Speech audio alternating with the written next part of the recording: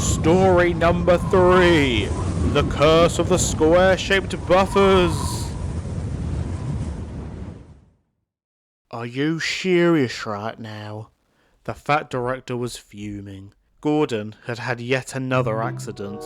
This time, he'd crashed into the buffers at Teignmouth Station. He had been coming into the yards much too quickly, and it had made a terrible mess. "Sir," cried Gordon, looking for every excuse under the book, "it was that 98462! She told me I was too slow with the express, and that I needed to be on her level."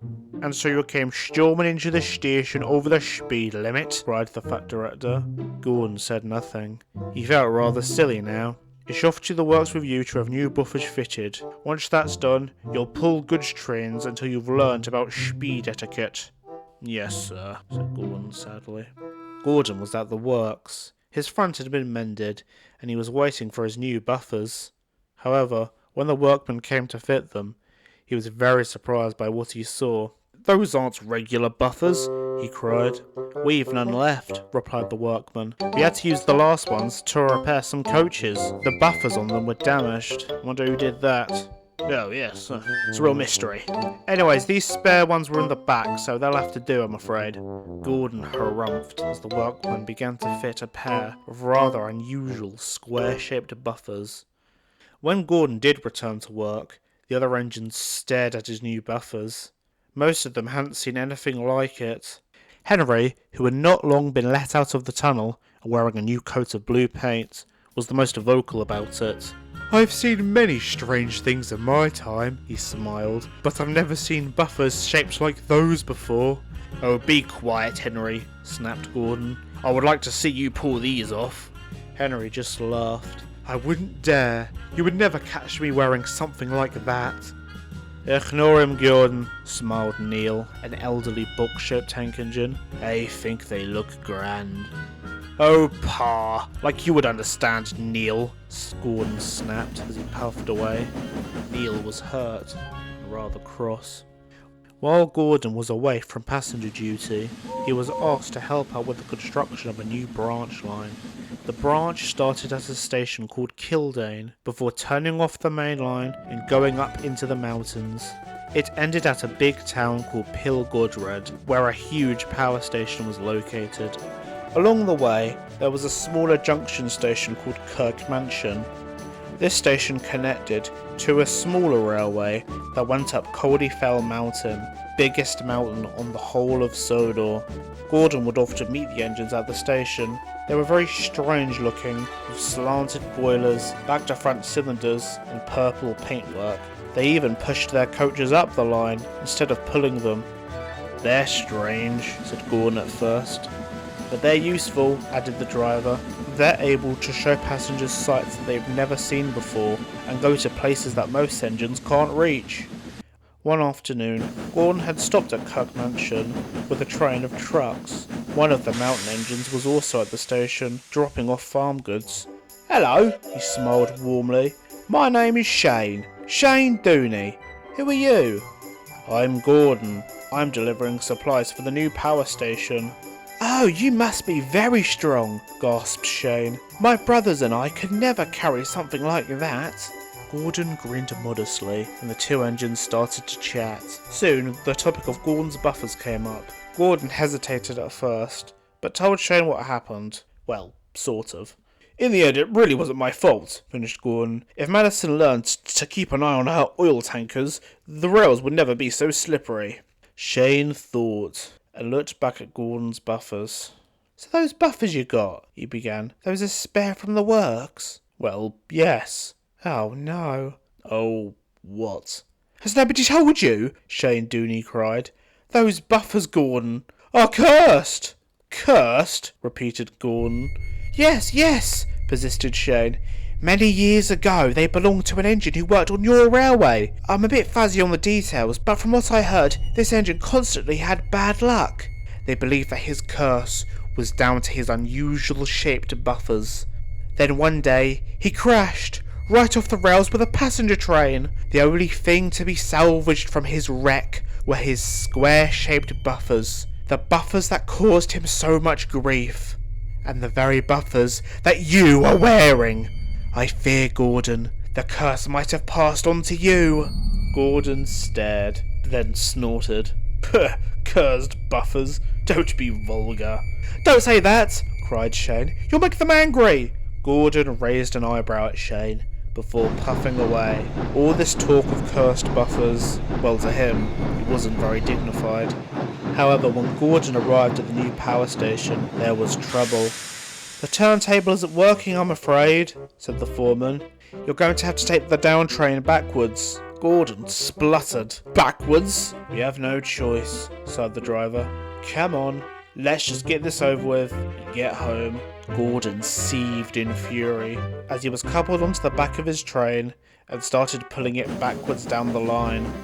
As they passed the junction for the mountain railway, Shane DOOINEY gave Gordon a pitiful look.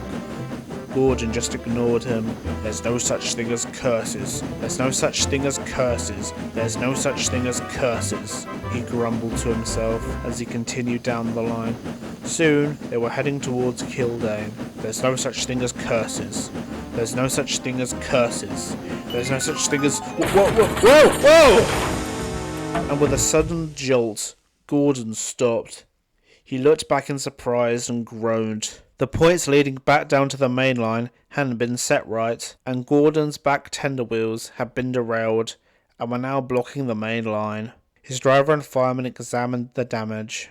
We best call for a crane, sighed the driver. I hope it gets here quickly. It'll be dark soon, replied the fireman. As the sun began to set over the mountains in the distance, the breakdown gang finally pulled in. The train was being pulled by Neil, who found Gordon's situation rather funny. Oh dear, Gordon, he laughed heartily. It's not funny, Gordon snapped back. Just hurry up and get me back on the rails.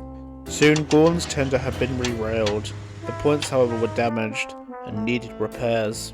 Ugh, I'm afraid it will be a rather long wait before we can get moving again, sighed Neil. Gordon rolled his eyes. It really wasn't his day. He began to think about what Shane had said. No, he said to himself, there's no such thing as curses. But he wasn't sure now.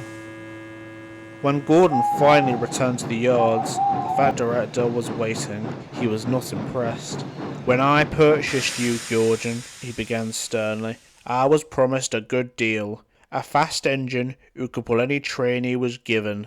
Gordon blinked. He wasn't quite sure where this was going. But instead, you get stuck on hills, spook half the island with your whistle, get stuck again, this time in a tunnel, crash into the back of stations, and derail on points.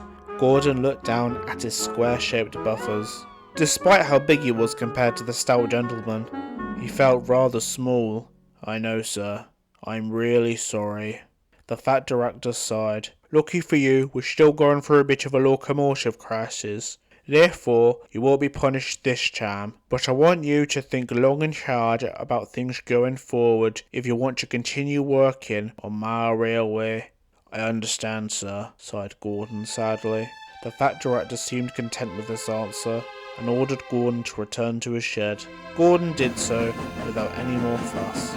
It was dark now, and the other engines were all asleep, apart from Neil, who had not long returned himself. Neil had noticed Gordon's strange behaviour and decided to not let it go unchecked. What's the matter, Gordon? I can tell something's bothering ye. Gordon faltered. Not only he was feeling sad about what the fat director had said, but he was really worried about what Shane had said. He debated telling Neil. However, he soon decided to confess and told Neil about Shane. I'm not saying that I believe him, he quickly added. It's just rather strange. You probably think I'm being silly. Gordon expected Neil to laugh in his face and tell him how stupid he was being, but Neil didn't laugh. He looked deadly serious. Oh dear, Gordon. I'm afraid this Shane DOOINEY character is right. Those buffers are indeed cursed. Gordon gasped. No. Oh yes, answered Neil, as he thought back to the old days. They used to belong to this big tank engine named Lachlan. He used to pull passenger trains like you did, but he was unlucky and always had little accidents. The source of all of his problems came from those buffers. The rest of Shane's story is indeed correct. The accident he had. Oh my. Simply horrific. I'm shuddering just remembering it. Oh. Gordon's eyes widened in horror as he stared at the old boxy engine. Now you are placed with those buffers, Neil continued. The very same ones worn by Lachlan. The only way for you to overcome the curse is simple. You must work as hard as you possibly can, with no issues, accidents, or complaints. Are you up for the task? Oh, yes, stammered Gordon. Good, Neil grinned. I have faith in you, Gordon. I know you'll be able to overcome this. Gordon smiled nervously. He knew what needed to be done. He just didn't like it. Gordon worked surprisingly hard for the next few days. He did his work without fuss and delivered supply trains to the power station in record time. The other rangers were very surprised by his sudden change of behaviour. I don't understand it, Neil, Madison said to the old box tank engine one day. I've never seen Geordie work this hard before. Ah, grinned Neil. It's simple, really. I just told him his new buffers were cursed. You know, the spares that used to belong to Lachlan. Madison burst out laughing at this. Oh, Neil, now that is funny. Neil chuckled. Just make sure that you don't tell him. Madison smiled and sighed, thinking back to her old work colleague. Lachlan was a good engine despite his troubles. You know, sometimes I do miss the big guy. Indeed, said Neil. Despite his bad luck, he was a hard worker. It's a shame that his old railway decided that they wanted him back. Ah well, said Madison. At least he's still around. He's probably the most hardest working engine in the Midlands now. Ugh, kinda like Gordon, added Neil. Right now, he's probably the most hardest working engine on Sodor. At last, Gordon was soon allowed to take his express trains once again. The Fat Director had been very pleased with his work. I'll admit, your behaviour these first few months have made me doubtful, but you have proven over these last few weeks that you are indeed a really useful engine. Gordon was very proud, not only because the Fat Director was beginning to think better of him, but because he had finally been able to break the curse of the square-shaped buffers. Of course, he wasn't very happy when Madison finally did tell him that the whole story was made up.